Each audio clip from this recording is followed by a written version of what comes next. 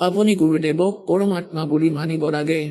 গুৰুদেৱক as a god treat কৰিব লাগে, কাৰণ যেতিয়া আপুনি ইয়াৰ পৰা শৰীৰ ত্যাগ কৰি যাব, যেনেকৈ আপোনাক কথা শুনোৱা হয় বহুবাৰ, অজাজিল নামৰ এজন ভগত আছিল।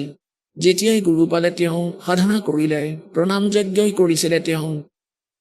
যেতিয়া তাত যোৱাৰ পিছত পৰীক্ষা হল, ফেইল কৰিলে, তেন্তে কি সাধনা কৰিলে? সন্মুখত ল'ৰা এজন থিয় কৰাই দিলে, তাৰ বচনৰেই হয়, আৰু ভগৱানে কৈছে প্ৰণাম কৰা।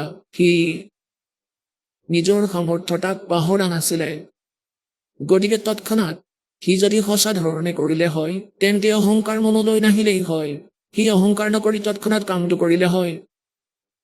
আমি নিজৰ সন্তান হওক বালকক কান্ধত উঠাই লওঁ, আমি নিজৰ ল'ৰা ছোৱালীক মূৰত বহুৱাই লওঁ, এনেকৈ কান্ধত বহুৱাই দুয়োখন ভৰি ধৰি লওঁ।